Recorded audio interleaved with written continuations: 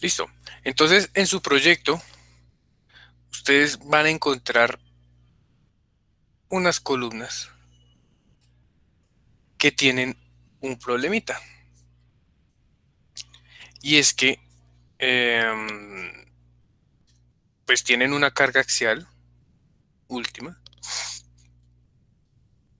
pero esas columnas tienen un momento último en una dirección X y adicionalmente tienen un momento último en la dirección Y.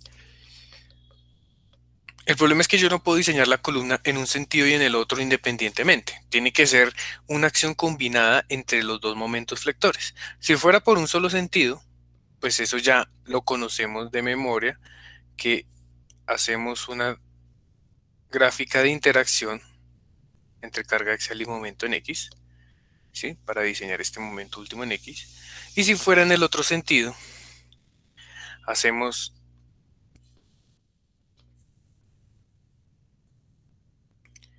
otro diagrama de interacción para el sentido contrario, para el sentido perpendicular. Y verificamos que los puntos pues caigan dentro de nuestra curva de interacción y de diseño. Ese es el diseño convencional. ¿Qué sucede? Como ahora tenemos acción simultánea de los dos momentos, entonces trabajar ambos diseños por independiente pues no es lo correcto. ¿Sí? Vamos a pensar una columna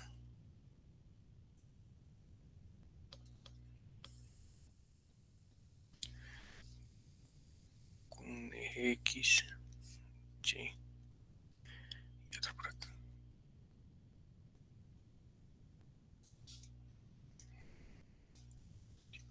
Listo. Mi columna superior puede estar sometida a las dos acciones X y en Y por separado. Entonces supongamos que solamente está actuando el momento en X y la carga en X. Entonces recuerden que el sistema de la columna carga-momento yo lo puedo reemplazar por un sistema de una carga excéntrica. Eso fue algo de lo que vimos el año pasado con la columna. Entonces voy a poner mi carga P por acá en un punto alejado de la sección transversal con una excentricidad X. ¿Sí? Entonces al empezar a aplicar la carga aquí verticalmente, voy a hacer aquí una vista lateral. Esa es la columna.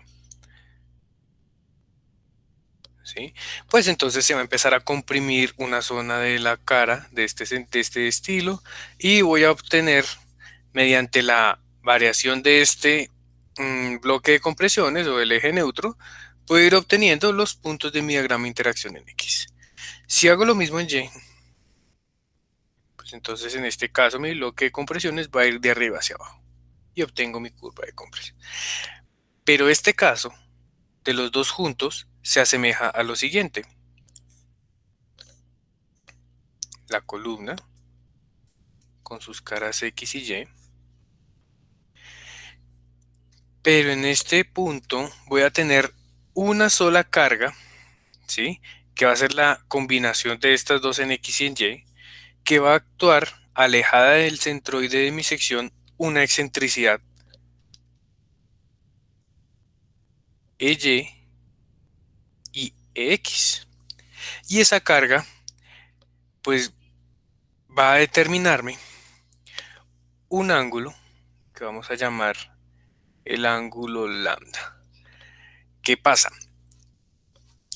Al ejercer la carga en esta excentricidad, pues fíjense que el bloque de compresiones es prácticamente perpendicular a la carga, ¿cierto? En este caso, mi bloque de compresiones tendría una figura de este estilo, inclinado, ¿ya? Entonces, listo. Nombremos nuestras dimensiones. Llamemos esto H y llamemos esto C. Bueno, en este caso sería A, que es la profundidad del bloque de compresiones. Y por acá va a estar mi eje neutro a una distancia C. ¿Qué hacemos? Variamos esta profundidad C del eje neutro, ¿sí? Manteniendo la inclinación de la excentricidad de la carga. Y para distintos casos de posición del eje neutro, pues vamos a obtener la curva de diseño real de una columna con una carga y con dos momentos en ambas direcciones. Eso es básicamente lo que estamos planteando. Ahora, ¿cómo podemos ver eso gráficamente un poco más completo? Todo en un mismo gráfico. Entonces aquí tenemos la carga con momento en X. El caso es la carga con momento en Y. Y el tercer caso es la combinación de la carga con doble momento. Cuando yo analizo la carga en el sentido X, voy a obtener esta curva que hace referencia al caso A. Una curva de interacción en el plano PN, MNY. Una curva de interacción de este estilo. Cuando analizo la carga con el momento en Y, voy a obtener la figura del lado B, ¿cierto? Que es una curva de interacción para esta parte que actúa en el plano MNX-PN. Pues resulta que este caso de carga que estamos analizando con estas profundidades del eje neutro inclinadas va a ser un plano que actúa por acá a un ángulo lambda entre el plano MNX y el plano MNY. Si fuéramos estrictos, pues entonces con este plano vamos a ubicar dentro de ese plano los puntos de interacción de mi columna. ¿Qué sucede? ¿De qué depende ese plano? Este lambda. ¿Sí? Yo puedo tener infinito número de lambdas entre MNX y MNY. ¿Y de qué depende ese lambda? Ese lambda yo lo puedo calcular como la arcotangente del momento último en Y sobre el momento último en X. Entonces ese lambda depende de las cargas de momento y estos momentos cambian por cada combinación de diseño. ¿Sí? Entonces obtener esto es un problema porque para cada lambda, pues nuestro diagrama de interacción va a tener un procedimiento diferente para calcularse. ¿Ya? Entonces,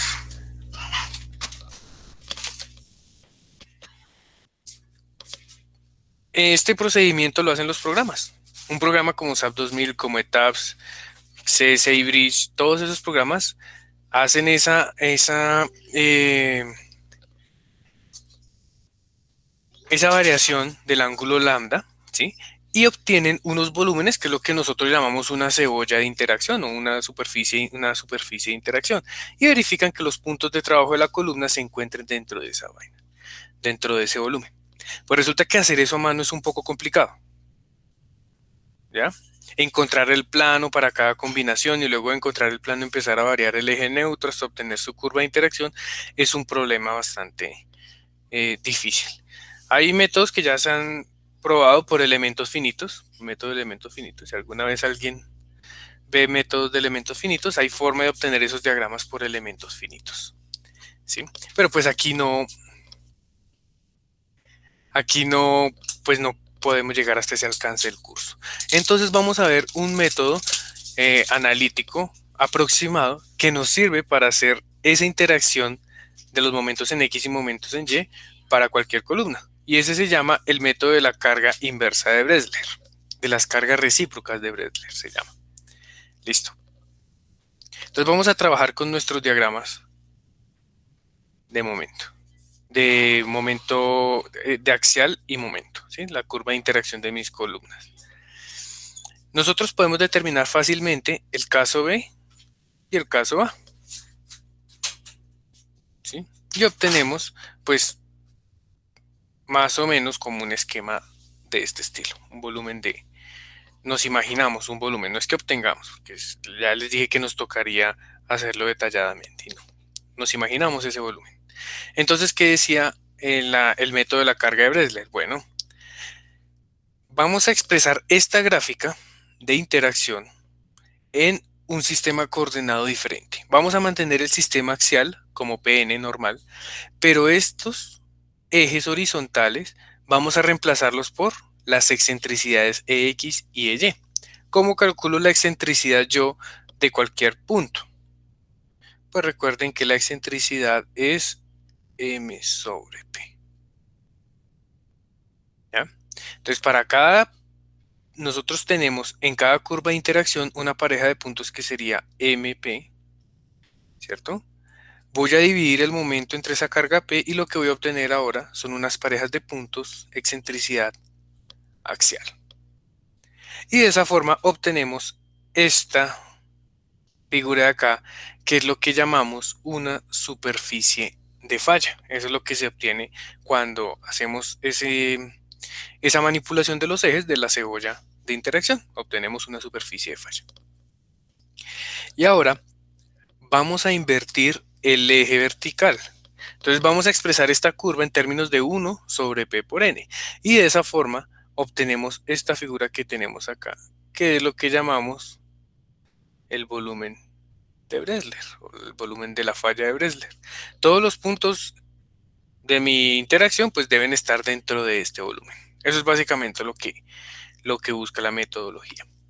Y entonces dice, bueno, la resistencia de cualquier columna axial bajo la interacción de momentos en dos direcciones la puedo determinar por medio de esta expresión.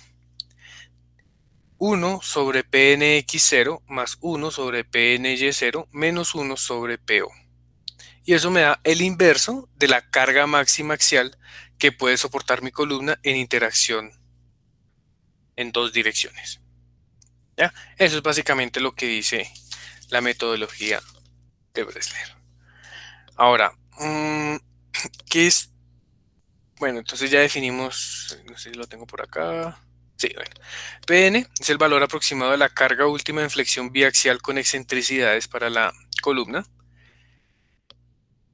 Pnyo es la carga última en flexión con excentricidad y igual a 0. Pnxo es la carga última en flexión con excentricidad y0. Y Po es la carga última en compresión concéntrica. Eso es básicamente el método de Bresler. Entonces vamos a ver cómo es que se hace esta manipulación de la curva de interacción para poder obtener esta superficie de Bresler. Entonces yo por aquí tengo una hojita.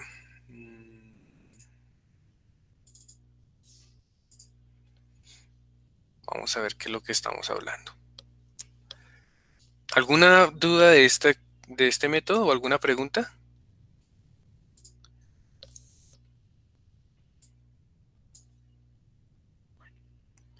Bueno, entonces aquí tengo una curvita de interacción donde tengo pues mi carga nominal y mi carga de diseño para mis columnas, ¿no?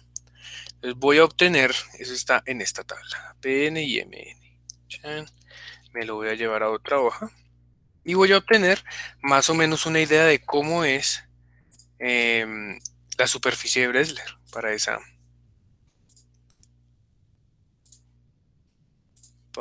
columna. Entonces regálenme un segundo, voy a pegar eso por acá. Listo. Tengo carga axial y momento nominal. Si yo dibujo estos dos, pues voy a obtener mi diagrama de interacción tradicional. Pero toca hacerle una modificación aquí a los datos. Entonces, vamos a modificarla.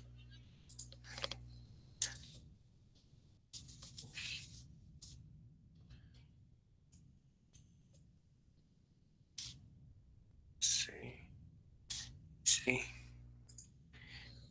B y B. Tengo mi curva de interacción normal. Momento contra carga axial. Entonces, para cada pareja de puntos voy a calcular la excentricidad. Ya habíamos dicho que la excentricidad era simplemente el momento sobre la carga axial. Me da 0, y aquí obtengo la excentricidad en la dirección que yo esté considerando. Este puede ser momento nominal en X o en Y. ¿Listo? Y obtengo mi excentricidad. Para este caso, todos los valores que me den negativos no los voy a considerar dentro de mi diagrama. ¿Sí? Entonces, con el objetivo de que nos dé lo mismo que sale en las imágenes. Entonces, vamos a agregar otro gráfico y vamos a ver cómo se representa la excentricidad con la carga axial. Entonces, fíjense, un diagrama de interacción que sale de esta forma curva en los ejes momento nominal, carga axial nominal. Si yo lo coloco en términos de la excentricidad, me va a dar esta superficie como parabólica que tiende aquí hacia el infinito, que coincide con esta superficie de falla. ¿Sí? Fíjense que aquí, en el caso normal, digamos para el eje Y, tenemos una curva de interacción normal, ¿cierto? Y al realizar esa modificación del eje horizontal, pues obtengo aquí una curva que me representa mi superficie de falla. Si yo hago eso para los dos mismos ejes, para el eje Y y para el eje X, pues obtengo esta superficie de interacción.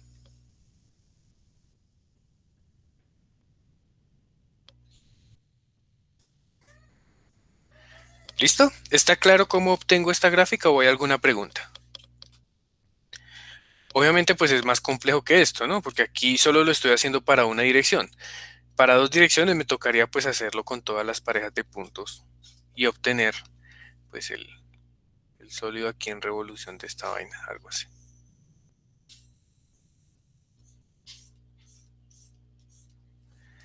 ¿Listo? Bueno, entonces esto es excentricidad versus carga nominal y esto es momento nominal versus carga nominal. Listo. Ahora vamos a hacer el siguiente paso. Entonces el siguiente paso dice listo. Ahora invierta su eje vertical. ¿Ya? Déjelo como 1 sobre Pn. Entonces, por aquí voy a mover esto por aquí. Y aquí voy a colocar 1 sobre Pn. 1 sobre Pn. De nuevo, recuerden que tenemos que retirar los negativos para nuestro diagrama. Entonces, copiamos el gráfico y vamos a ver cómo se ve representado eso. El 1 sobre Pn. Esperen que esto la embarre. La excentricidad está acá, pero el 1 sobre Pn es este de acá.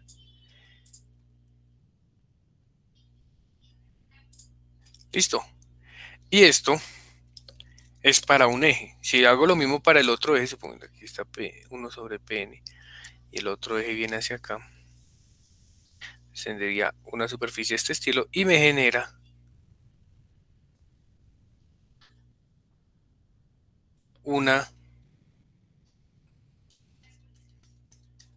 como un volumen ahí de interacción, donde esa columna voy a ubicar dentro de este volumen todos los puntos P, 1 sobre P, X, Y, para cada pareja de puntos de mis cargas últimas. ¿Sí? Eso es lo que estamos haciendo. ¿Sí está claro eso, chicos, o hay alguna pregunta? Sé que este tema puede ser un poco difícil, por lo que estamos hablando de interacción en dos direcciones y volúmenes. Y de pronto es un poquito difícil aquí obtener algo aproximado, pero bueno, estoy haciendo mi mejor esfuerzo. No sé si tienen alguna pregunta.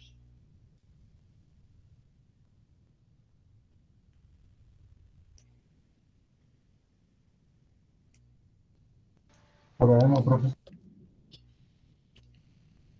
Bueno, listo. Entonces, vamos a concentrarnos en esta superficie curva y para eso voy a venir aquí. A ver si logro manejarlo en 3 dimensiones. Profe, Dígame. una pregunta, pues usted comenta que para los diagramas uno saca los negativos del análisis, pero por ejemplo en el proyecto o en la vida real uno tiene que tener en cuenta los negativos, ¿no? Pues, o cómo lo representaría ahí. Sí, pero es que es muy raro ¿Qué quieren decir los valores negativos de mi diagrama de interacción? Voy a venir por aquí a mi curva de interacción y voy a analizar qué quieren decir todos estos puntos de acá abajo. ¿Qué pasa en esta zona?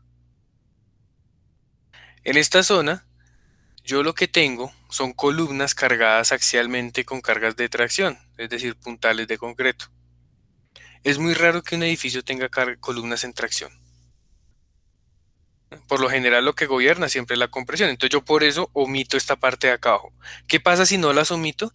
Pues entonces vamos a ver qué sucede. Mis diagramas ya no van a ser tan bonitos como los estamos viendo acá. Por ejemplo, si en el de la excentricidad yo coloco los positivos, los negativos, digamos, se generan estos saltos del diagrama. Entonces pues ya no queda tan clara la explicación. Si hago lo mismo con el de la curva de Bresler, chan, chan, chan, sale esta situación. ¿Por qué? Porque es que estoy dividiendo por un elemento, por un valor muy pequeño, entonces pues eso empieza a tender a infinito y generamos ahí unos problemas ahí en esas curvas. ¿Sí? Entonces yo por eso no los considero. Por lo general las columnas pues están gobernadas por compresión, pues por eso yo no los considero. Si usted tiene una columna en tracción, pues simplemente tracción y flexión, recuerde que esas dos solicitaciones se compensan muy bien, entonces pues un diseño normal independiente en ambas direcciones. Pero como estamos hablando de compresión con dos momentos, pues yo le sugiero que no los tome para que sus diagramas le den algo coherente. Básicamente por eso. Obviamente tenemos que considerarla. Siempre si hay tracción, pues toca considerarla. Pero pues para este método no le sugiero no tomarla. Listo, gracias. Listo. Bueno, entonces vamos a ver un poquito este volumen en detalle. Ujú. Listo. Voy a intentar hacer esto lo más claro posible. Vamos a ver si logramos.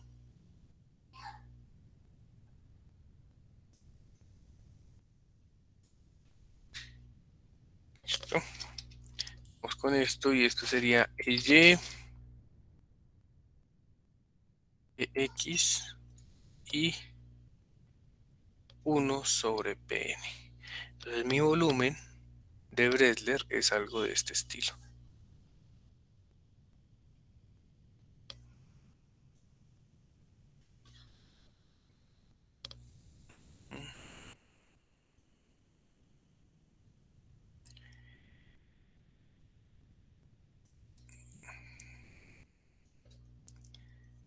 Bueno,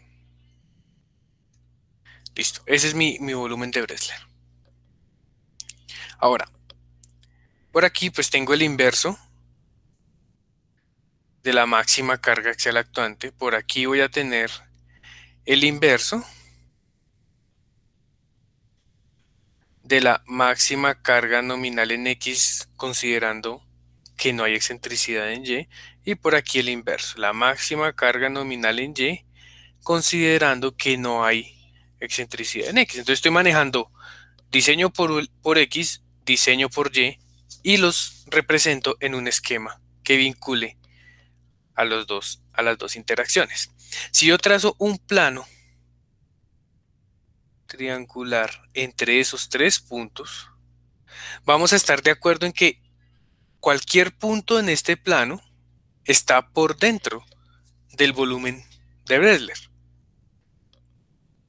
¿Sí? Cualquier punto está por dentro de ese volumen de Bresler. Entonces, de por sí, cumple, mmm, cumple pues la interacción en dos sentidos. Bueno, vamos a suponer que por aquí, vamos a dejarlo en azul, tengo un punto 1 sobre Pn. Bueno, esto sube por aquí y se choca por acá en algún punto en la superficie de Bresler. 1 sobre Pn, EY, EX, ¿cierto? Este de acá, este punto. Y ese punto toca por acá mi superficie de Bresler en alguna parte. Mi columna funciona si y solo si ese punto se encuentra o en la superficie o por dentro de la superficie de Bresler. ¿Sí? Si se encuentra por fuera, mi columna falla para flexión biaxial. Entonces se permite sacar una ecuación para este plano, ¿m? Y hacer una proyección de este punto de la superficie al plano. Y ese punto en ese plano yo lo puedo calcular axialmente como 1 sobre Pn. Y esta es la carga recíproca de Bresler. Si la carga axial de mi columna es menor a este Pn, quiere decir que mi columna cumple. Entonces, ok. Si la carga última supera ese Pn de Bresler, quiere decir que la columna falla y toca hacer un rediseño. Básicamente eso es lo que estamos buscando con este ejercicio de Bresler. Es un poco enredado, pero bueno, ya vamos a ver que es bastante sencillo de analizar. ¿Alguna pregunta de esto o procedemos con un ejemplo para aclarar los temas?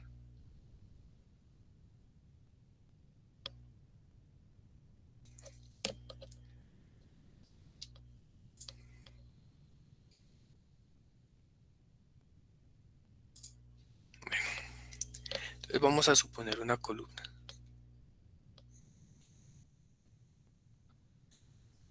de cualquier edificio, digamos del primer piso.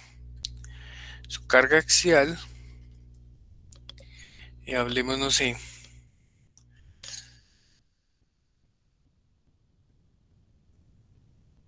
de 1500 kilonewton a compresión.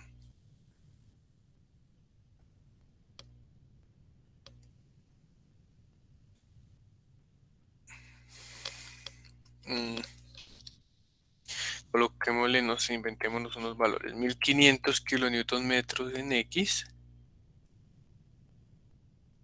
y 900 kilonewton por metro en Y. Nuestra columna va a tener una sección, supongamos de 0.5 por 0.5, una sección cuadrada. Y pues va a tener refuerzo distribuido en todo su, en todas las cuatro caras. Entonces el objetivo es diseñar esa columna. Bueno, entonces lo primero que vamos a hacer es, vamos a ir a nuestro manual. ¿Qué más necesitamos para esto? Digamos que un recubrimiento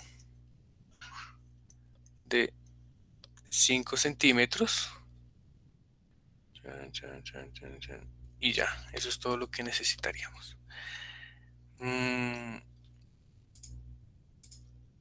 Entonces vamos a ver por aquí la columna en sección transversal, sus flejes y por acá sus barritas de refuerzo, sean las que sean. No hemos puesto todavía barras de refuerzo. Entonces lo primero que vamos a hacer es prediseñar como si solamente existieran cargas en X. Segundo, prediseñar como si solamente existieran cargas en Y. Y con eso aplicamos Bresler. Bueno, entonces vamos a prediseñar en X. Entonces, para el prediseño en X vamos a hacerlo empleando los diagramas de la CI. Estamos hablando, no hemos definido los materiales. Vamos a decir que es un concreto de 24 megapascales y un FY de 420 megapascales. Listo. Entonces vamos a predimensionar nuestra columna. Vámonos con 21 megapascales. Listo. Entonces venimos a nuestros manuales del ACI, ya todos tenemos este documento, y buscamos el caso para el cual estamos diseñando. Acá.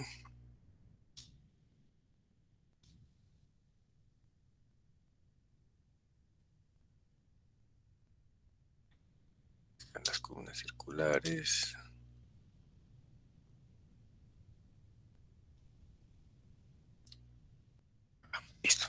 Entonces, columnas con refuerzo en todas sus cuatro caras. ¿Sí? Con un concreto de 3 KSI. 5, 4, aquí está. 3 KSI, un FY de 60 KSI. Entonces, cualquiera de estos cuatro diagramas me puede servir. Y nos toca determinar este factor lambda. ¿Sí? Entonces, vamos a hacer un tanteo de ese factor lambda. Entonces, lambda es la distancia de centroide entre las pares de las filas extremas de nuestra columna. Listo. Entonces, para el predimensionamiento en X vamos a calcular este.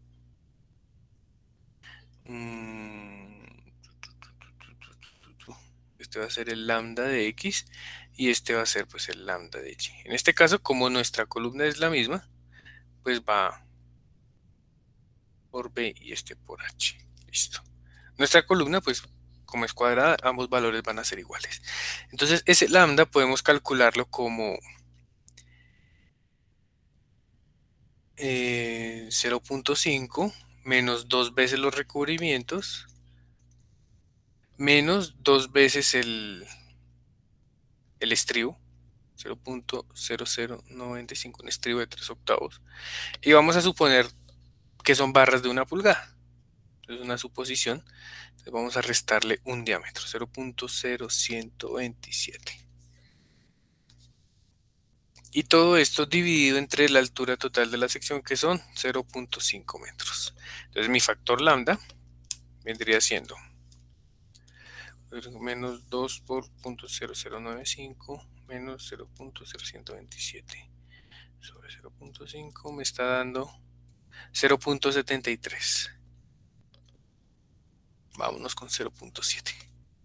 Y pues ese 0.7 nos sirve para X y para Y. Bueno, ya tenemos el lambda. Ahora vamos a traernos el diagrama que nos sirve. El diagrama que nos sirve es este de acá. R367. Porque tiene un gamma de 0,7, concreto de 21 y acero de 420. Entonces voy a tomarle una captura de esto y me lo voy a llevar para el otro lado. Listo. Acá. Y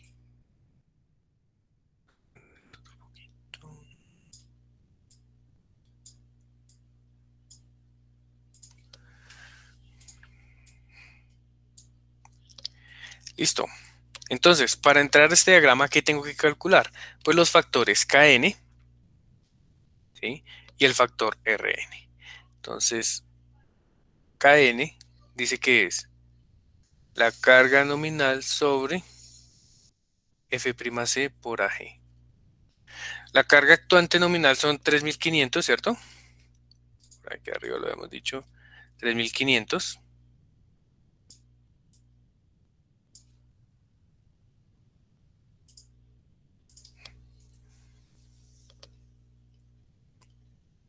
Kilonewton sobre F'C, que son 21.000 kilopascales, multiplicado por el área, que es 0.5 al cuadrado. Ese es el área bruta.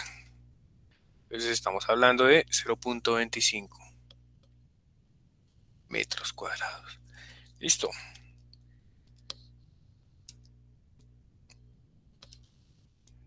Me da 0.67. Y por el otro lado, o sea, por la parte inferior, tenemos el factor Rn. Entonces dice que Rn es carga nominal por excentricidad sobre F'C por Ag por H. Listo. Entonces, voy a intentar representar aquí las cargas. Tenemos por aquí una carga axial, ¿sí? 3.500. Y tenemos por aquí el eje X, un momento sobre el eje X. Y por acá un momento sobre el eje Y. Bueno, entonces la excentricidad para el diseño de la columna con respecto al eje X sería pues mnx sobre PU. Y cuando estemos haciendo el diseño en Y, pues sería MNY sobre PU. Bueno, entonces aquí en este caso estamos haciendo el diseño con respecto al eje X. Mi excentricidad pues va a ser, entonces vamos a reemplazar los valores. 3500 multiplicado por la excentricidad que sería el momento en X, 1500 sobre 3500. Y todo eso dividido entre 21.000 por 0.25 por H. El H debe ser pues en dirección de la flexión. Si yo estoy flectando con respecto al eje X, mi H sería esta altura de acá, en el caso de que la columna no sea rectangular, cuadrada, puede ser rectangular. Entonces ese sería mi H, que en este caso pues es 0.5. Listo. Entonces sería 3.500 por 1.500. Entonces arriba nos queda 1.500. Dividido 21.000. Dividido entre 0.25. Dividido entre 0.5 me da 0.57. Listo. Y con estos dos valores, recuerden que esto es para el diseño en X, ¿eh? Encuentro la cuantía necesaria de mi columna. Entonces digo, listo. KNX está en 0.67, o sea, más o menos por acá. Y PRNX está en 0.57. Está por acá. Donde se crucen esas dos me da la cuantía. Fíjense que mi columna no cumple. ¿Sí está bien calculado ese valor? 0.57, ¿sí les dio lo mismo? Sí, señor. Listo. Solución, cambie las dimensiones de esa columna. Eso no nos va a servir en ningún momento. Entonces vamos a eliminar esto y vamos a redimensionar esa columna. 50 por 50 no sirvió, vámonos con 70 por 70. Listo. Entonces para eso comprobemos que el mismo lambda nos sirva. 0.7 menos 2 por 0.05 de recubrimiento menos 2 por 0.009 del estribo menos 0.0127 de 2 barras de 1 pulgada sobre 0.7. Listo.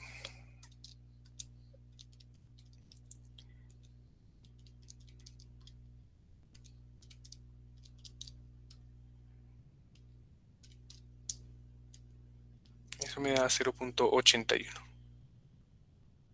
Entonces este ya no nos sirve porque este es para gama de 0.7. Tiene que ser de 0.8.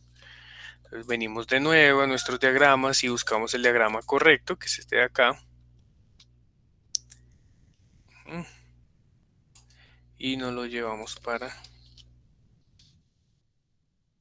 el diseño. A ver. Listo. Colocarlo por acá encima de este.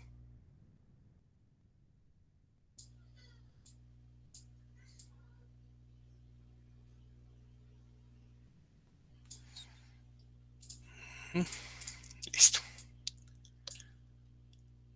Y hacemos lo mismo. Determinemos de nuevo. KN sería 3.500 sobre 21.000 por 0.7 al cuadrado, que es el área de esa sección. Y determinemos Rn, que sería 1.500 sobre 21.000 por 0.7 al cuadrado por 0.7, que es la altura de esa columna. ¿Cuánto les da KN? Si me colaboran con ese, por favor.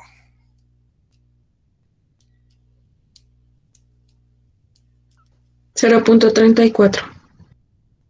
0.34 y este me da 0.21. Listo, gracias.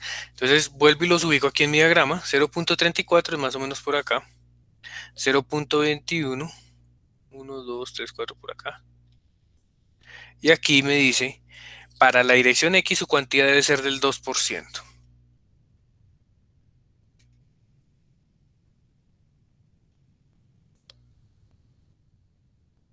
¿Listo?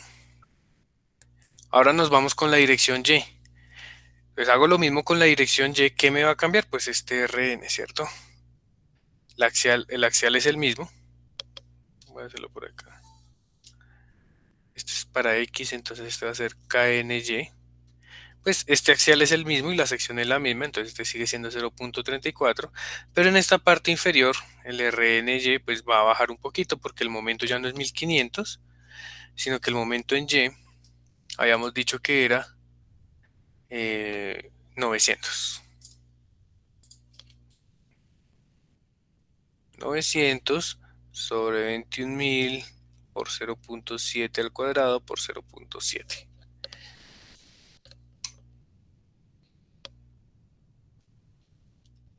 Eso me da 0.12. ¿Listo? Vengo a mi diagrama, ubico 0.34, la misma línea roja, y ubico 0.12, 11.12 por acá. Donde se cruzan, la mínima cuantía es el 1%. Entonces, la cuantía en Y debe ser del 1%. Conclusión de mi prediseño. La cuantía total va a ser la cuantía en X más la cuantía en Y. En este caso, 0.03. Recuerden que una columna que nos dé por encima del 3% de la cuantía total es mejor rediseñarla, ¿no? Por efectos de construcción acá en nuestro país. Entonces nos vamos con esta cuantía del 3%, con este prediseño. ¿Alguna pregunta de ese prediseño, muchachos? Recuerden que eso lo vimos antes de salir al descanso. Profe, una pregunta, ¿por qué se suman esas cuantías? ¿No podría ser que siendo que para el eje X la cuantía del 2% ya de por sí pues, cumple para el eje Y? ¿Por qué se Por, tendrán que sumar? porque estás analizando interacción biaxial. Entonces, ¿qué estoy haciendo acá? Estoy diseñando como si existiera solo momento en X y solo momento en Y. Pero como ambos suceden al mismo tiempo, pues la aproximación más chambona y fácil sería sumarlos. No puedo poner solo la de X, porque cuando llegue el momento en Y, las barras en X ya tienen un esfuerzo y el concreto ya tiene un esfuerzo. Y cuando llegue el de Y, lo va a sobrecargar. Entonces ya me explico. Espérate un segundo, intento hacerlo con un esquema. Esta es tu columna. Cuando llega el momento con esta cuantía de 2% de X, tu columna va a estar a un nivel de carga. Este. Esta es el porcentaje de sección en compresión para la cuantía del 2% en X. Cuando empieza a actuar el momento en Y, perdón. Cuando empieza a actuar el momento en Y, va a suceder lo mismo pero en la dirección Y. ¿Sí? Entonces, esta región en negro va a ser una región de sobreesfuerzo, ¿cierto? Donde no es suficiente ni la de X ni la de Y. ¿Cuál va a ser suficiente? Pues la suma de X y Y. Por eso es que las estoy sumando. Básicamente por eso es que digo que hay que sumarlas. No sé si me hice entender o... Sí, profe, no, entendí. Listo. Bueno, entonces voy a borrar eso por acá. Ya tenemos un prediseño. Entonces, ¿cuál va a ser el área de barras para nuestra sección? El área va a ser la cuantía por la base, hagámoslo en milímetros, por la altura.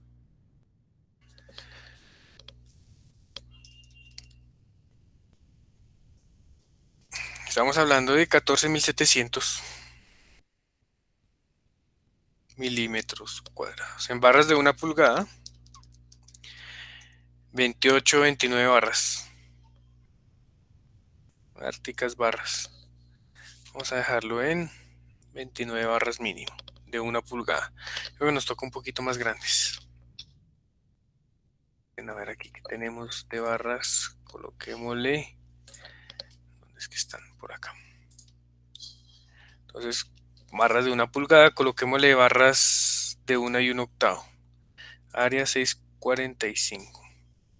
Entonces 14.700 dividido entre 645 me da 22 barras. 23.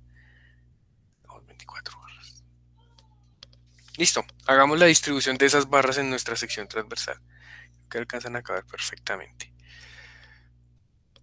Entonces podríamos dejar una acá, 2, 3, 4. Y las otras son 20, entonces 5 en cada cara. 1, 2, 3, 4, 5.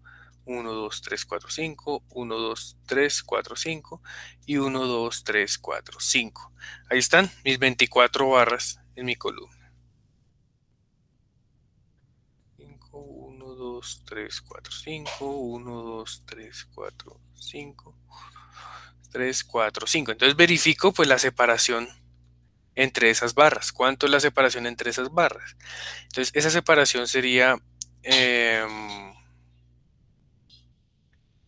tengo un espacio, dos espacios, 3, 4, 5, 6 espacios. Entonces sería la distancia centro a centro sobre 6. Y esa distancia centro a centro sería 0.7. Hagámoslo en milímetros para que no. Cientos menos 2 veces el recubrimiento, o sea, 5 centímetros y 5 centímetros es 5, son 50 y 50, 100 de recubrimiento, ¿no? Menos una barra de estribo arriba y una barra de estribo abajo, entonces 2 por 9.5 menos la mitad de esta barra superior, la mitad de esta barra inferior. Esa barra tiene un diámetro de 28.7 menos 28.7 y todo eso sobre 6 espacios. Estamos hablando de que tenemos 700 menos 100 menos 2 por 9,5 menos 28.7 dividido entre 6. Tenemos 92 milímetros de separación. ¿Se acuerdan cuánto era la separación mínima que tenemos que garantizar entre barras? 25. 25 milímetros, ¿cierto? 25 milímetros o 1.33 el tamaño máximo del agregado. Entonces aquí estamos súper sobrados. Pero bueno, hay otros problemas ahí, es que entre barras no podemos tener más de 15 centímetros. Eso lo vemos más adelante cuando veamos el detallado de la columna. Vamos a suponer que con 92 milímetros sirve. Y vamos a diseñar esta columna. Entonces lo que vamos a hacer es, vamos a obtener la curva de interacción para X y la curva de interacción para Y. Aquí yo lo tengo fácil porque pues es el mismo diseño en X que el diseño en Y. Entonces necesito hacer solo una curvita de interacción. Voy a usar por aquí mi hojita de cálculo. Y le voy a decir, bueno, una columna de 0.7 por 0.7 con un recubrimiento de 0.05, concreto de 21 megapascales, fleje de 3 octavos, número de filas. Entonces sería 1, 2, 3, 4, 5, 6, 7 filas. Elimino todo esto. Y son barras número 9. 9, 9, 9, 9, 9 y 9.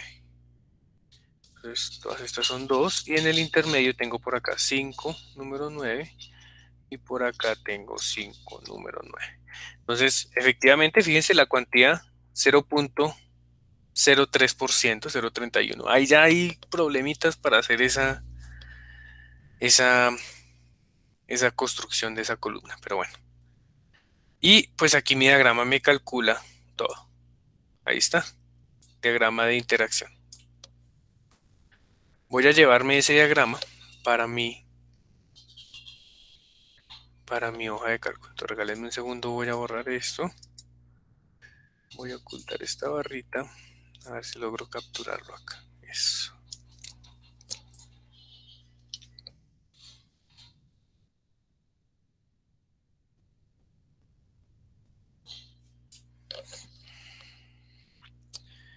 Esos punticos voy a quitarlos.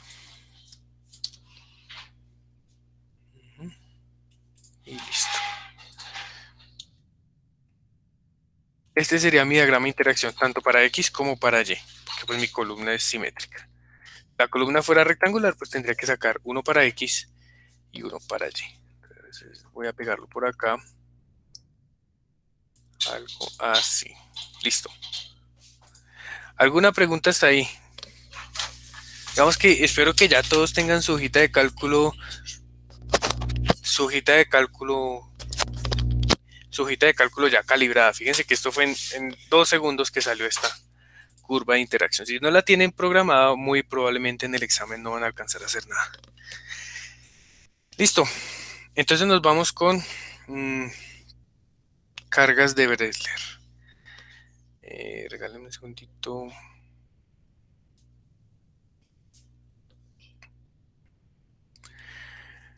Vámonos con la capacidad máxima axial de mi columna.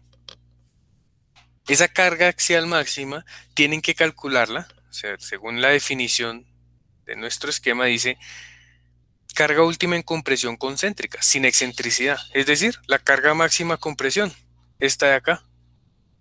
Este es el punto PO. ¿Cuánto vale ese punto? Entonces miramos aquí en nuestra hoja de cálculo el valor exacto para atenderlo. 9.731.66. 9.731 kilonewton. Ese es el PO. Profe, Dime. pero si nos dice axial nominal, ¿no sería el que no está reducido? Sí, pero o sea, ustedes pueden hacer esto de dos formas dependiendo del tipo de cargas. Esa duda también la he tenido yo siempre. Aquí aparece el factor phi, entonces tiene que ser el reducido. ¿Sí? Nosotros utilizamos LRFD, tiene que ser el reducido. Porque hay otra opción que es manejarlo con el nominal. ¿Sí? Entonces el nominal ya no sería esta curva azul, sino sería esta curva anaranjada. Pero para eso tenemos que usar cargas de servicio. Y no podemos usar cargas últimas. ¿Sí me hago entender? Entonces yo prefiero manejarlo todo con el phi de una vez incluido. Sí, perfecto, profe, gracias. Listo. Entonces mi P sub O, 9.731. Ahora, necesito calcular también el P sub OX, ¿sí? Y el P sub OY, que es cuando tengo excentricidad 0 en Y y excentricidad 0 en X. Bueno, ¿cuánto era el valor del momento que actuaba en X? Era como 1500, ¿no? Entonces ubico por acá 1500 y me desplazo hasta el punto donde corte mi diagrama nominal y ubico aproximadamente cuál es ese valor de carga, ¿ya? Para un momento de 1500 más o menos. Hago lo mismo con el de Y. El de Y, como es la misma curva, estaba aproximadamente en 900. Está por acá. Ubico el punto donde se intersecta con el diagrama y obtengo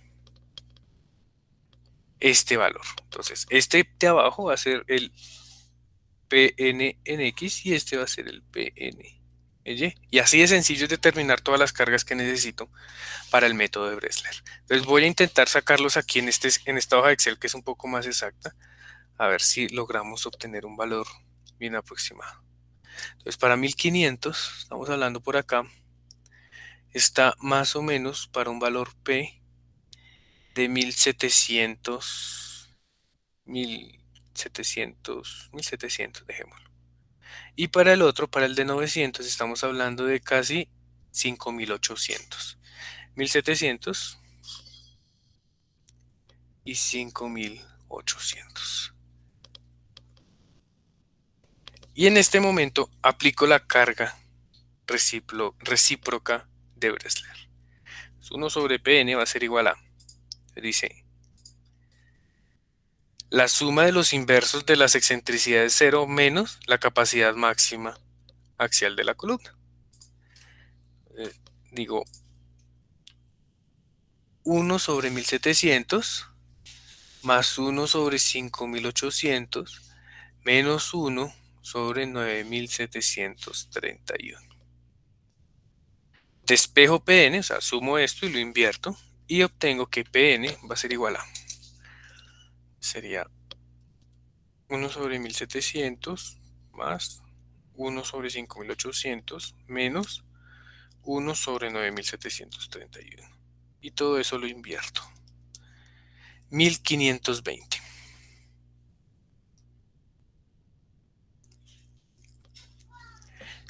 Entonces, esta es la carga máxima axial que puede tener mi columna actuando en flexión biaxial empleando el método de Bresler. ¿Qué sucede? Que si revisamos la carga axial última son 3500. Entonces este valor es menor a 3500. Como es menor, entonces toca rediseñar.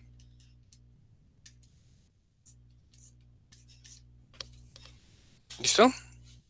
¿Cómo así rediseñar?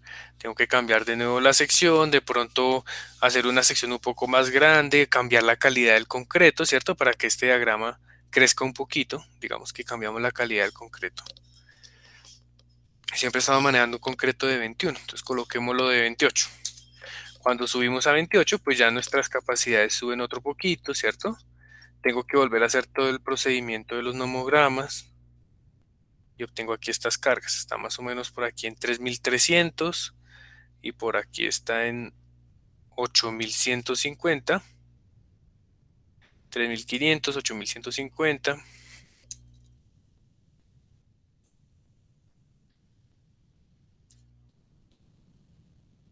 Y la capacidad máxima axial de este diagrama está por aquí en 8670.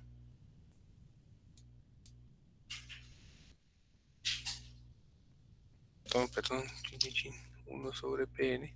Entonces, si yo cambiara el concreto, me daría una carga nominal de 1 sobre 3500 más 1 sobre 8150 menos 1 sobre 8670. Y el inverso, 3412. Casito, pero no, todavía no. Sigue siendo menor a 3500. Tampoco me sirve. Entonces ya ahí sí ya me toca es cambiar la sección de la columna. Puedo colocarlo en una sección un poquito más grande.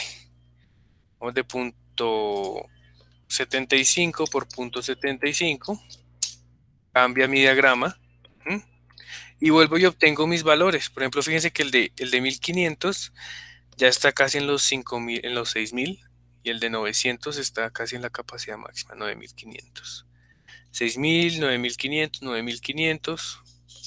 O sea, me da casi que 6000 la carga nominal. Ahí ya estaría cumpliendo.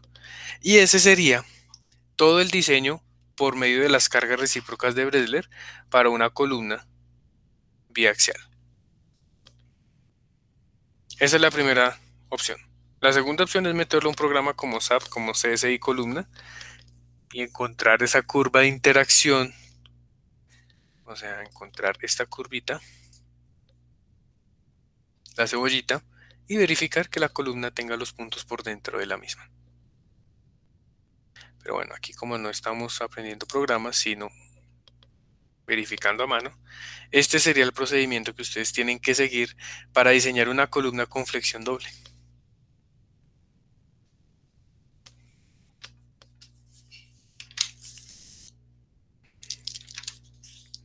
No solo pueden usar el método de Bresler, existe el método de la superficie de falla, existe el método, bueno, hay como 3 variantes del método de la superficie de falla, existen una serie bastante amplia de opciones para diseñar una columna biaxial, pero el de Bresler es como el más estudiado y el más analizado. ¿Listo? No sé si tienen alguna pregunta, muchachos, alguna duda. Profe, en ese sentido, ahí sería válido considerar, digamos, el caso más crítico, o sea, para cada columna se podría aplicarse como la combinación más crítica, me explico, que por ejemplo en el modelo pues, que tenemos en el grupo, el primer piso pues, siempre es el más crítico en cuanto a momento y en cuanto a carga axial. Sí, Entonces, con que uno evalúe pues para la envolvente y para las distintas combinaciones, los valores pues más críticos, la combinación más crítica, ¿ese sería suficiente o es como que necesario evaluar cada valor uno a uno? ya. Vamos a suponer que... ¿Cuántos pisos tienen ustedes? ¿6? Sí, 6. Dos, tres, cuatro, cinco. Colocamos otro por acá. Y este es el suelo. Esta es tu columna. Y tus diagramas de momento no me acuerdo cómo deberían dar, pero vamos a hablar algo de este estilo. Solo por momentos de origen sísmico. Estos son los diagramas de momento. Y asimismo pues vienen los axiales. Los axiales iban como aumentando a medida que vamos bajando en la columna.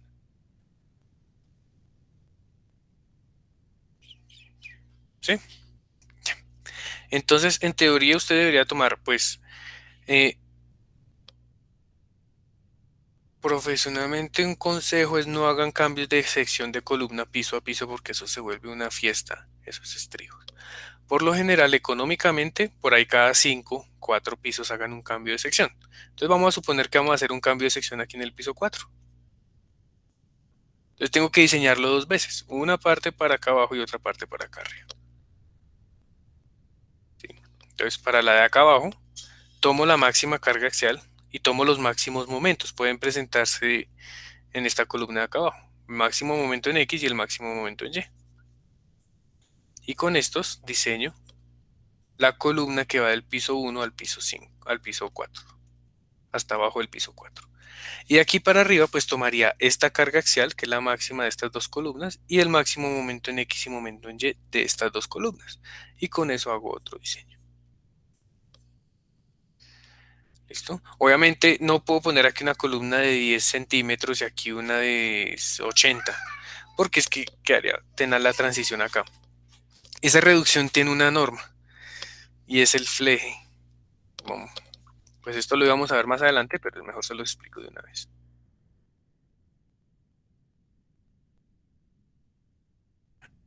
Viene su fleje de refuerzo por acá y tiene que ser continuo y hacer una transición aquí a la de otra sección. Uy, perdón. Chan y chan. ¿Listo? Esa debe ser la transición del fleje. Y esa transición es la que nos va a dar la variación máxima de sección que puede tener esa columna. Entonces, yo diseñaría la inferior, que es la más grande, y determinando esta inclinación del fleje, que ya les digo de cuánto es, puedo determinar la sección superior. Y la superior, pues la diseño con estas cargas de acá. ¿Sí me hago entender?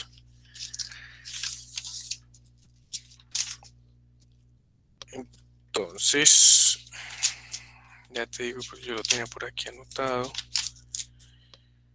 Ya, ese fleje tiene debe ser una pendiente 1 a 6.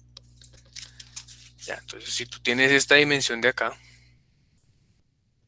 y conoce el espesor de esta viga o de esa losa, pues puede determinar esta línea y puede encontrar la nueva sección de su columna, de ahí para arriba. Mi consejo es que lo hagan a partir del cuarto piso, del cuarto para abajo una, del cuarto para piso, del cuarto para arriba una. En el proyecto pueden hacerla toda continua, entonces en ese caso diseñarían solo la inferior y la colocan de abajo hacia arriba. El problema es que eso les da un sobrecosto, ¿no? Pero bueno, son cosas que ya ustedes perfeccionan cuando estén trabajando.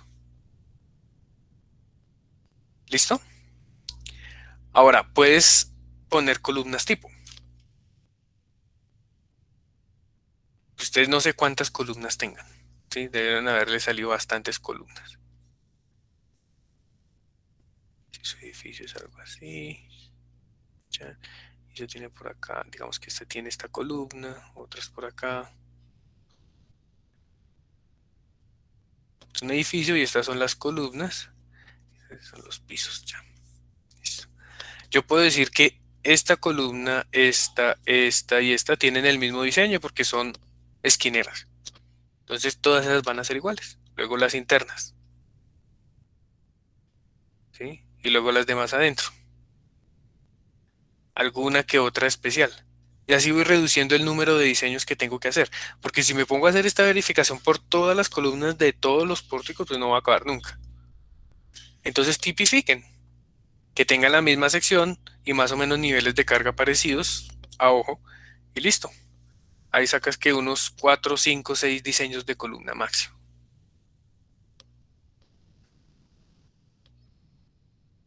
Bueno, y hacemos pues para esos tipos este análisis de interacción.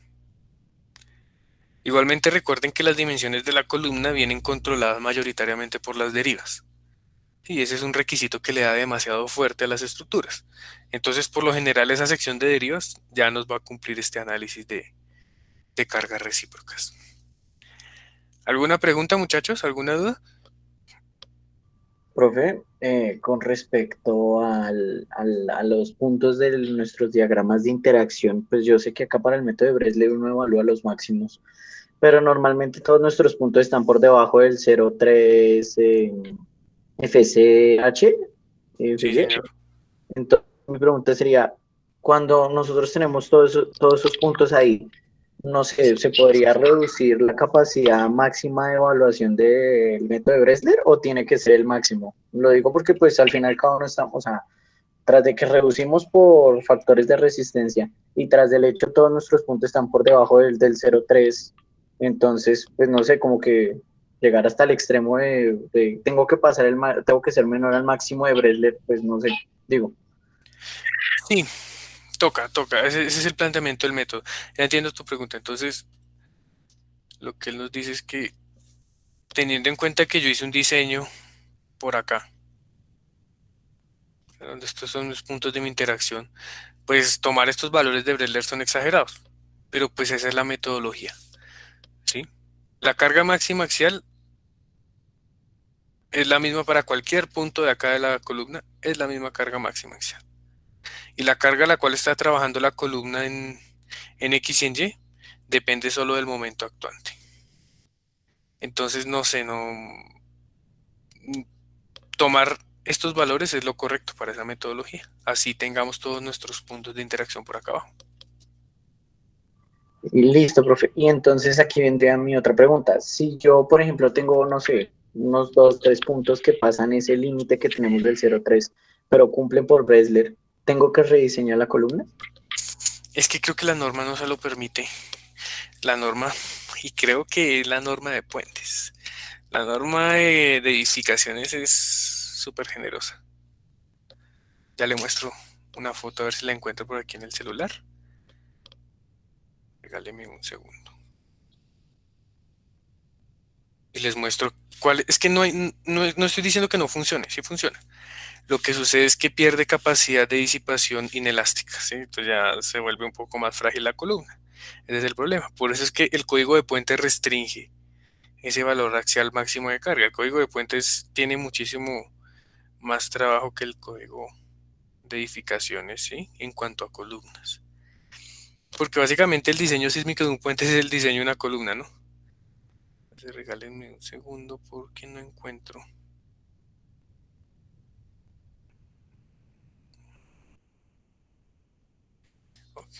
Regálenme 30 segundos. Si tienen alguna otra duda les voy respondiendo mientras encuentro la foto.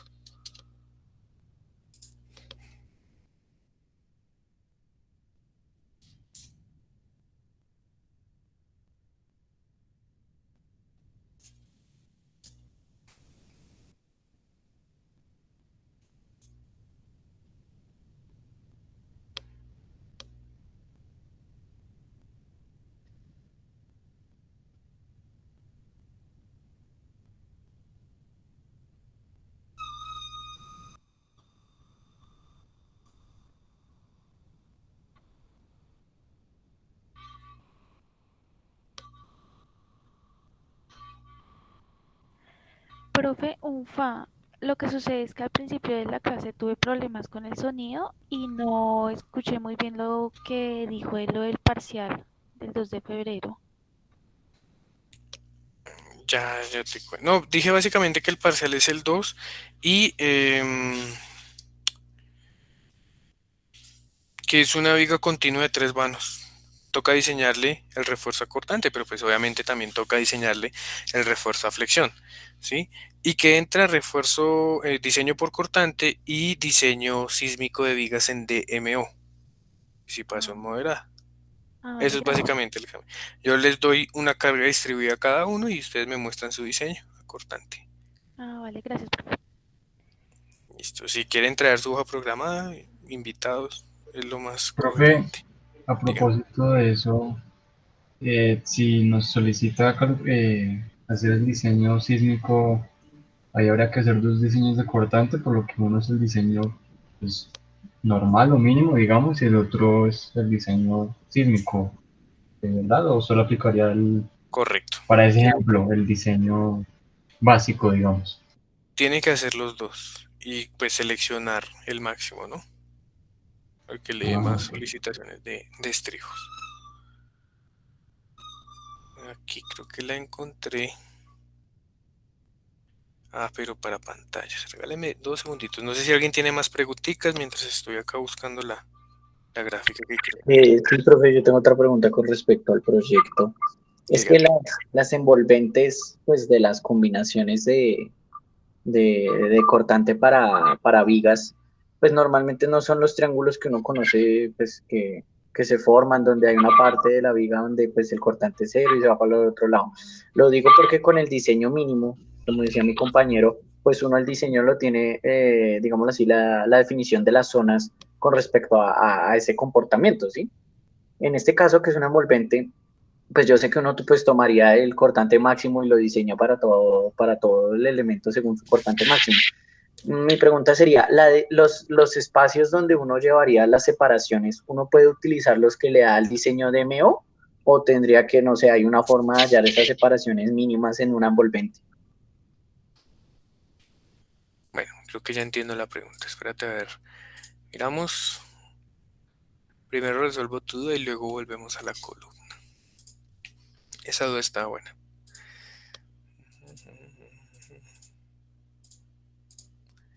Está aquí, listo. Entonces la pregunta es la siguiente, a ver si la entiendo.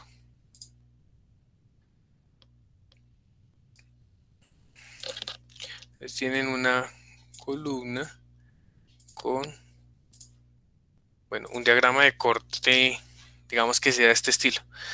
No sé, inventémonos algo, que no es uniforme, algo exagerado y irrisorio. Sí, esa es su pregunta, ¿cómo diseño esa viga? Entonces, mis apoyos, mi columna de apoyo sería esta parte de morado. Esa es mi columna de apoyo. Encuentro el corte a una distancia de, y ese va a ser mi cortante de diseño en ambos extremos. ¿Sí? Y con eso, ustedes diseñan cuál es la capacidad del concreto. Entonces calculan por allá un BC. ¿Sí? Un BC por acá, por arriba y un BC por abajo para la capacidad del concreto. Y con ese se llama BC. Y con ese BC pueden determinar un BS,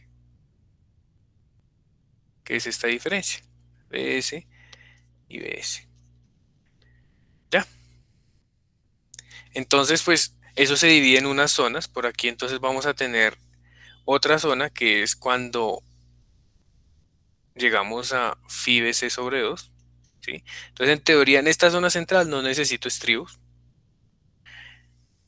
En esta zona, en estas dos zonas, que son entre BC y BC medios, voy a colocar estribos con separación mínima, que la separación mínima es de medios o 600 milímetros, creo. ¿Sí? Y en esta zona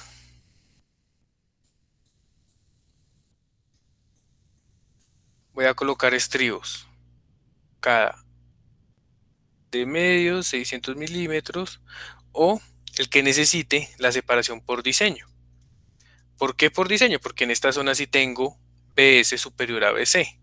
Entonces recuerden que de aquí sale una formulita que S es igual a, creo que es phi AB FY sobre BS. Esta es la separación de diseño. ¿Listo? Entonces a mí no me importa la forma que tenga el diagrama, solo necesito determinar cuál es BD, cuál es BC y cuál es BS. Y con este BS puedo diseñar los estribos de toda esta zona, así mi diagrama baje y vuelva y suba. ¿Sí es esa la pregunta que tenías? No, o sea, eso yo lo entiendo, lo decía era para las separaciones, o sea, por ejemplo, para decir la zona de D sobre 2 y la zona de separación mínima, porque pues uno por diseño sí sabe cada cuánto deberían ir los flejes y los compara con DMO, o sea, superpone los modelos. Pero mi pregunta sería, ¿cómo yo digo este espacio en DMI con esos diagramas no sé, uno sabe que en DMO es 2H, pero aquí, ¿cómo lo sabría uno? Esa es mi pregunta, o sea, ¿cómo determinar esas zonas? Para el diseño sísmico, ¿sí? Sí, sí, claro, para comparar, porque digamos que la zona de diseño, digámoslo, de este modelo sea mayor a 2H, pues ahí si yo tomara 2H porque el diagrama no es uniforme, ¿cómo haría para determinarlo? Ya, Entonces, ya, ya, ya. Perfecto, listo. Voy a dibujar en azul los flejes por diseño. Entonces voy a necesitar por aquí para BS unos flejes a esta separación. Para esta zona intermedia, bueno, estos son mis flejes por BS. Para mi zona hasta cuando el corte es la mitad del concreto y para la zona intermedia pues no necesito. Este es un diseño sin tener en cuenta el diseño sísmico. ¿Sí estamos de acuerdo? Ahora vamos a hacer un diseño sísmico. Entonces, tomamos una distancia 2H a partir de la cara de la columna. Puede ser por acá. Y lo mismo por acá.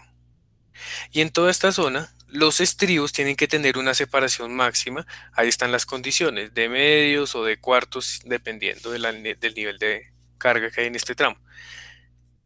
Entonces los dibujo. Y para esta zona intermedia dice, en todo el resto de la viga deben haber estribos como mínimo cada no sé cuánto. Tan, tan, tan, tan, tan. ¿Listo?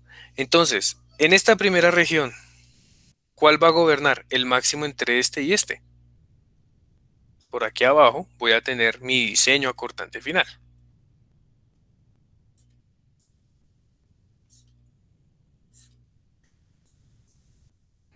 Entonces, en esta primera región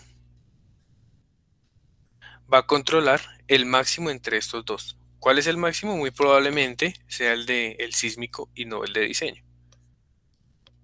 Pam, pam, pam, pam, pam. Lo mismo en esta región de acá al extremo. Para esta región intermedia tengo que hacer ese mismo análisis, digamos, mirando aquí en esta parte tengo un poco de diseño DBS, de las azules. Entonces voy a analizar estas dos zonas y luego voy a analizar esta otra zona y luego la zona intermedia. Entonces verifico esta zona 1, verifico esta zona 2 y esta zona 3. Pues en la zona 3 obviamente va a ganar el sísmico. En la zona 2 puede ganar el tradicional, ¿sí? Y en la zona 1 puede estar gobernando también el sísmico. El caso es que escogemos la separación mínima en cada zona. ¿Sí me hago entender o quedamos más enredados? no, sí, bien, sí. Entonces sería la de DMO. Listo, profe. La de DMO, pero puede que en algún punto intermedio de esta viga gobierne la del diseño tradicional sobre la de DMO. Pero, pues es que me acuerdo que la norma dice que para las zonas intermedias, pues es separación mínima y es de medios o 600 milímetros, pero para DMO también dice que el interno es de medios, entonces, pues en teoría sería la misma, ¿no? Sí, pero creo que hay un requisito que dice que esa se debe dividir por la mitad para ciertos niveles de carga. Déjame ver si me acuerdo dónde está eso, dónde está esto, dónde está recientes acá.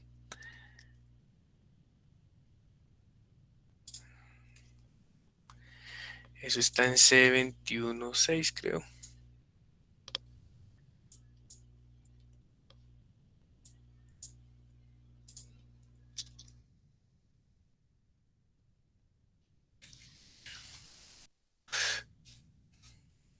apurarnos. A ver.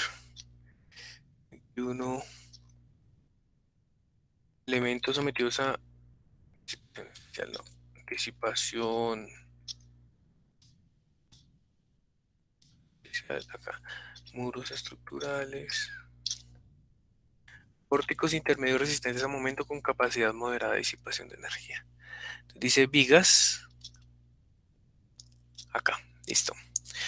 En ambos extremos del elemento deben disponerse estribos por longitudes iguales a 2 veces la altura. El primer estribo a no más de 50 milímetros y el espaciamiento no debe exceder estos valores.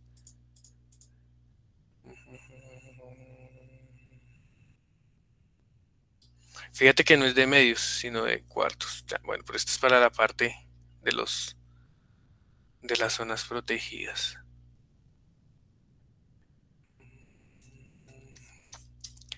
Sí, creo que tienen razón, creo que estoy yo confundido. No sé si es con las columnas.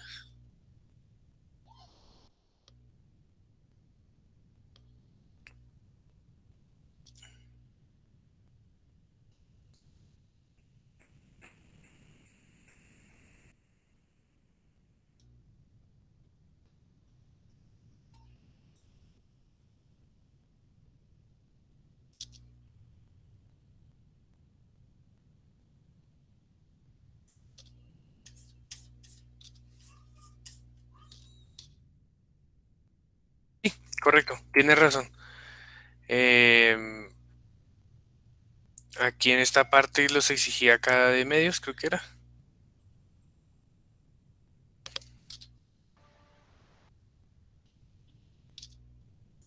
Es que no me acuerdo dónde es que estaba eso. Era bajito de la parte de las zonas de confinamiento, por ahí la vi, profe. Listo. Sí, aquí 1348.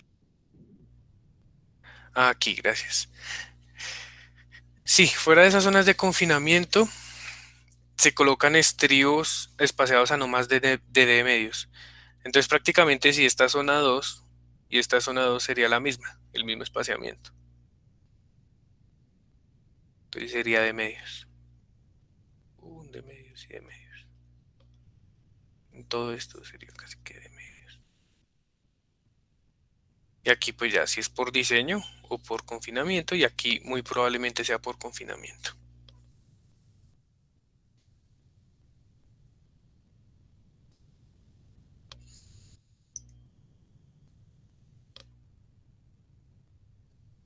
Listo, ¿alguna otra pregunta de eso, del refuerzo?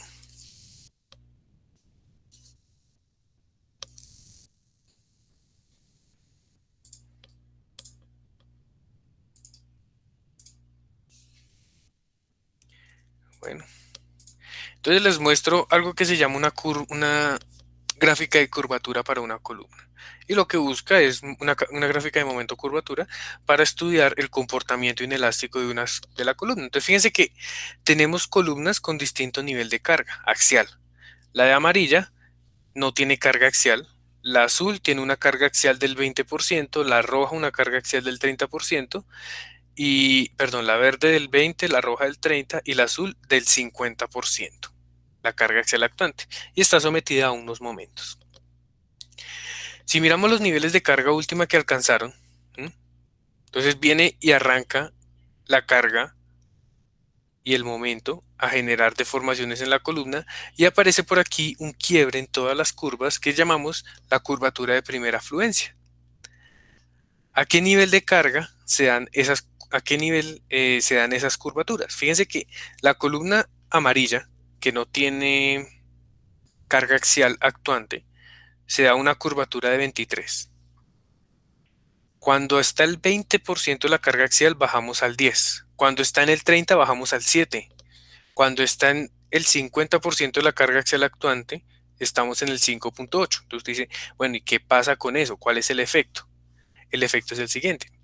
Recuerden que fuera de este rango elástico, toda esta parte inclinada es lo que llamamos la zona de rotulación o lo que llamamos un elemento dúctil. Entre más amplia sea esa zona, más dúctil es el elemento. Y a nosotros, ¿qué nos conviene? Pues que la columna sea dúctil.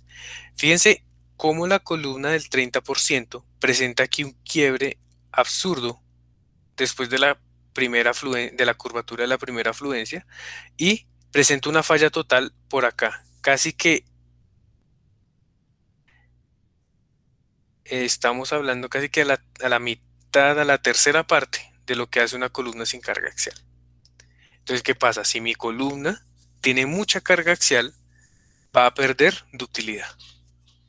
Va a resistir el diseño, claro que lo resiste, en el papel todo lo resiste, pero cuando llegue el sismo, la ductilidad va a afectar esa columna. Y ustedes saben que las columnas no dúctiles presentan fallas frágiles y entonces eso nos perjudica a nosotros. Entonces ahí dice, los altos niveles de carga axial reducen de manera importante la ductilidad de las columnas, pero en el rango inelástico. Esto está explícito en el código de puentes, en la norma colombiana no lo tengo claro. Sé que en el código de puentes está explícito. El ASTO especifica que máximo el 30% de la carga axial. ¿Por qué? Porque es que estos manes, los de puentes, tienen una vaina y es que el sistema sísmico de su estructura, mira por aquí el dado, por aquí están los pilotes, por aquí está la agüita, aquí viene la superestructura. Las cargas sísmicas son soportadas exclusivamente por estas columnitas. ¿Sí? Porque esto aquí está prácticamente simplemente apoyado. Entonces el sismo viene y le va a pegar a esta columna totalmente. Entonces los manes dijeron, claro, si no tengo redundancia en un puente, porque tengo un puente y tengo unas columnas acá, donde falla esta columna, esta luz es absurdamente grande, entonces pues no tengo nada de redundancia, entonces limitaron la capacidad de carga axial de esas columnas al 30% del axial, para evitar esos problemas de ductilidad. ¿Listo? Por eso es que yo les sugiero que no tomen más del 30%. ¿Se puede tomar? Sí, claro. ¿En el diseño va a servir? Claro que va a servir. Tengo un punto por acá en la curva de interacción. Cumple mi diseño. Elástico. Pero cuando entren a hacer una revisión de un diseño inelástico, por acá está el 30%, esta columna está llevada por los requisitos sísmicos. ¿Sí? Es por eso que yo les sugiero que no la carguen más allá del 30%.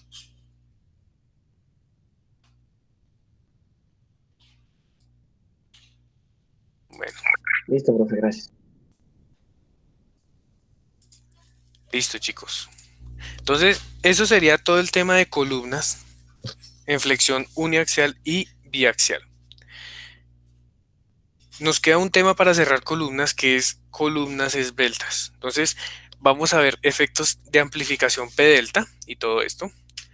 Y para la próxima clase vamos a comenzar a ver P delta, efecto magnificación de momentos. Entonces, les recomiendo que vayan leyendo, ese no me acuerdo qué título es. Como el C.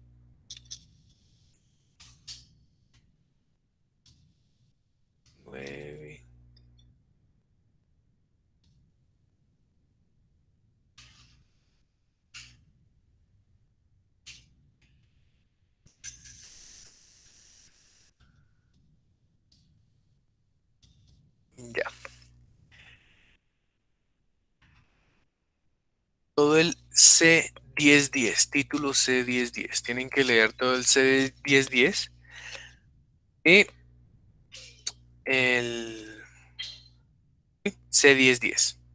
Bueno, entonces con el título C1010 vamos a ver qué sucede en una columna de un pórtico que se puede desplazar. ¿Qué vamos a ver? Que esto que dijimos aquí ahorita con su compañero es mentira. Porque hay un problema y es que cuando la columna empieza a presentar o el edificio presenta una deformación, digamos del primer modo, ¿sí? Pues estas cargas axiales generan algo que se llama efectos P delta internamente que incrementan los momentos. Entonces podemos estar cometiendo errores en diseño de que diseñamos una columna con lo que sale las combinaciones, no verificamos la esbeltez ni los efectos P delta y obtenemos un diseño equivocado. Entonces en la otra clase vamos a ver P delta y con eso terminaríamos el tema de columnas para completar todo lo del programa. Y nos faltaría zapatas. De pronto vamos a ver zapatas concéntricas y estaríamos terminando el curso. Profe, Dígame. no sé si soy yo, pero nosotros ya vimos cortantes de columnas. No, señor. Lo vemos con el Beltes. Ah, listo, profe, gracias. Listo.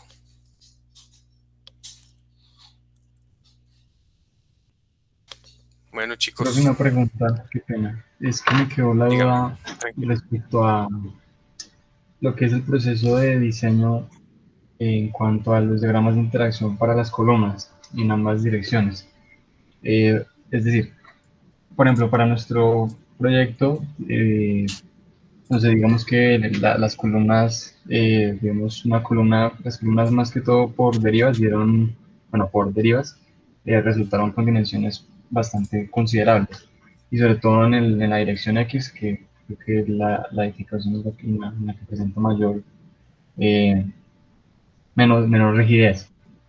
Entonces, en la mayoría de las columnas orientadas en esta dirección, pues gobernó el diseño y al evaluar los diagramas de interacción en el eje X. Entonces, para este se hizo pues tal cual como los ejercicios que hemos hecho, la evaluación de los puntos de los diagramas de interacción y pues de acuerdo a las recomendaciones que nos hizo, con cuantías del mínimo del 2%. Entonces, y se evaluaron pues los puntos de las combinaciones de la envolvente y todo bien. Y para estas columnas, que son la mayoría, al evaluar pues el eje Y, no sé si está bien, se dejó pues la misma cuantía y se verificó simplemente que las, las cargas últimas que se presentaron en esta dirección pues cumplieran, que obviamente cumplieron, por lo que, pues, como le digo, la dirección crítica es la dirección X, entonces en Y pues cumplieron porque las cargas eran menores, las solicitaciones eran menores. Entonces, no sé si es correcto esto, porque vi que en el ejemplo que hicimos hoy, pues hicieron unos prediseños aparte para cada eje, para cada dirección, y luego se sumaron las cuantías. Entonces, si se hace esto en lo que yo voy comentando hasta ahora, pues darían cuantías. Por lo que se hicieron o sea, se copiaron básicamente los dos diseños en ambas direcciones, darían cuantías pues considerablemente altas. No sé si entonces habría que replantear esto para cada una de las direcciones por aparte y ahí sí pues sumar esas cuantías o cómo se procedería ahí. Ya, bueno. Lo que hicimos aquí fue en dado caso de que yo no conociera las dimensiones de mi columna. Ustedes ya tienen un tanteo inicial de las dimensiones, ¿no? Por derivas. Correcto. Pues por derivas ustedes conocen las dimensiones. Listo. Em, entonces venía un momento en X y un momento en Y. Entonces ustedes diseñaron para este momento en X y para el momento en Y por separado, ¿no? Lo que tienen que hacer ahora es hacer los dos diagramas. Aquí son diferentes. Perdón. Sí. Y obtener sus cargas de Bresler. La axial esta es la misma, ¿no? La misma axial. Aquí obtienen Pnx y aquí Pny. Y verifica esta fórmula. Muy probablemente le va a cumplir. Eso es lo que tendrían que hacer. Ya ustedes ya diseñaron esto. Ya tienen aquí los refuerzos y todo eso. Entonces simplemente verifiquen Bresler. Cojan el diagrama en X, el diagrama en Y apliquen esta ecuación. Y verifiquen que la carga última actuante sea menor a esta Pn. Cuando cumplan eso ya está el diseño hecho.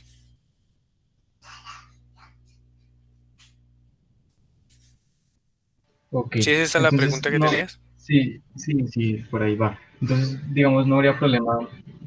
Por ejemplo, digamos, esa columna que dejó ahí, supongamos que, bueno, la dirección más solicitada, más de mayor sí, solicitación es la dirección Y en ese caso.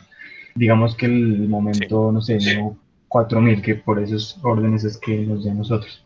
Y que el momento en X dio mucho menor, 2000. Obviamente los diagramas en cada dirección cambian su forma por lo pues la inercia pues diferente en ambas direcciones. Entonces, inicialmente pensé como la dirección más, las solicitaciones mayores son en la dirección Y, que se partió del diseño en esa dirección.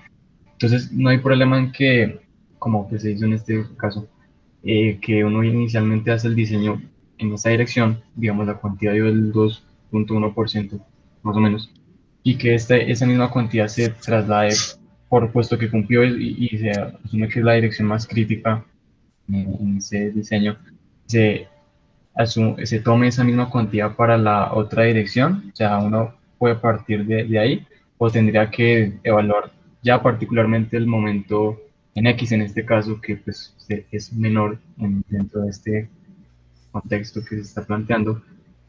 No sé si sea válido esa práctica o si realmente sí. tendría que tomar específicamente un momento que da en esa dirección y hacer otro diseño aparte y ahí sí pues evaluar el método que vimos hoy. No, no, no, está bien lo que te dio. Porque es que lo que yo hice aquí es que en este ejercicio ustedes no tienen dimensiones. Se supone que estas dimensiones yo las coloqué a primer tanteo. Coloquemos punto 5 y no me dio. Lo pasé a punto 7. Ahí ya me empezó a dar resultados. Ustedes tienen una ventaja, es que ustedes ya tienen esto por derivas. Y esas dimensiones por derivas por lo general son las que controlan el diseño, porque las derivas son muy exigentes. Entonces, si ustedes ya tienen el diseño por derivas, no tendrían que hacer el predimensionamiento con los ábacos. ¿Ya? Está válido lo que ustedes hicieron. Tengo mi diseño y lo verifico por Bresler. Lo único que tienen que hacer es verificar esto, verificar esta ecuación. Pero está bien su diseño, no hay problema.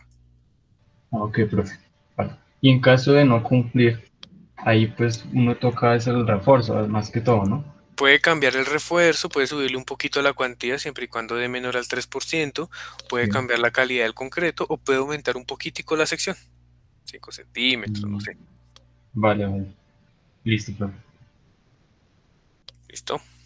Bueno, chicos, Profe, hay una última pregunta rápida. Es tranquilo. que ya que hablo de lo de cambiar la sección, es que, por ejemplo, no sé, preguntaba lo del 3% porque tengo esa situación. Yo tengo unos puntos donde se me están pasando un poquito del 3%. Entonces, pues nosotros, digamos que por cambiar materiales y todo, pues por lo que eso sube mucho el costo, pues no se pensó. Se pensó aumentar la sección.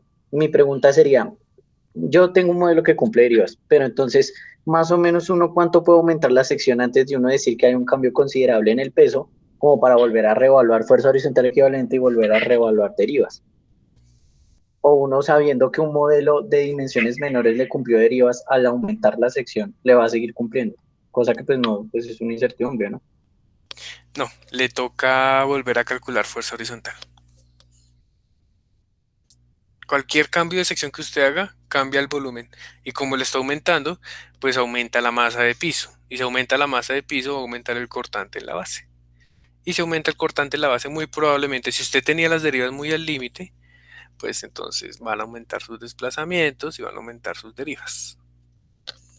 Eso sí es un problema eterno porque nos toca paso a paso hacer lo mismo. ¿Sí? Hago una vez el modelo, calculo fuerza horizontal, verifico derivas, aumento secciones, vuelvo a calcular fuerza horizontal, vuelvo y verifico derivas. Y así, un proceso iterativo.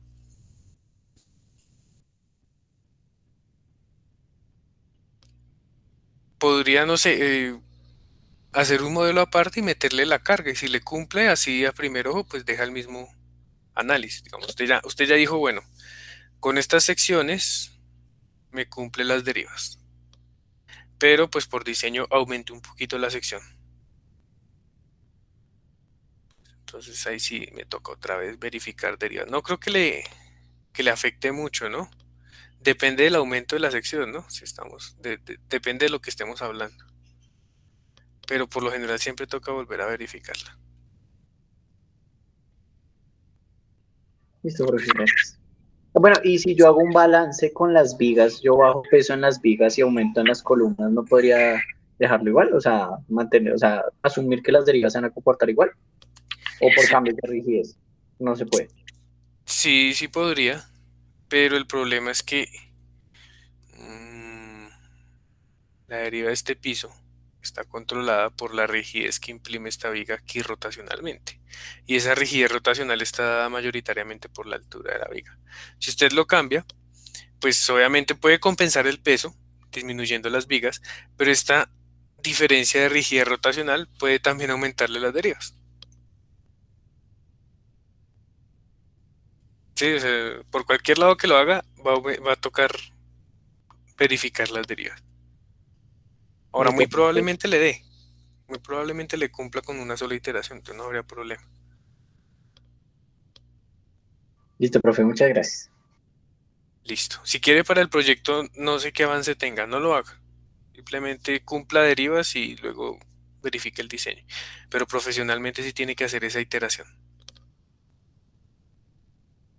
Ah, bueno, profe, ya sabiendo. Sí, es que yo ya voy en diagramas de interacción y sí tenía ese problemita. Y es que de por sí ya hice el tanteo, es subirle 5 centímetros a las columnas y pues subirle 5 centímetros no es mucho, pero en peso cambia la fuerza horizontal. Entonces yo dije, balanceo con las vigas, que las tengo un poco altas, para, ¿sí? Pero pues sí también es verdad lo de la rigidez rotacional, entonces pues no sabía si se podía o no. No, no, hágalo nomás una vez porque si los pongo a eso no acaban nunca el proyecto. Listo, profe, muchas gracias. Bueno,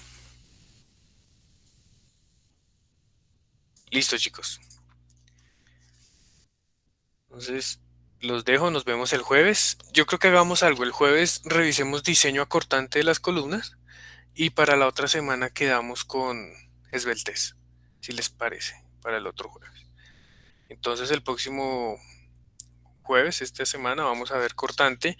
El próximo martes tenemos el segundo examen y el siguiente jueves empezamos con esbeltez para ir cerrando nuestro curso. Muchísimas gracias y nos vemos. Que estén muy bien.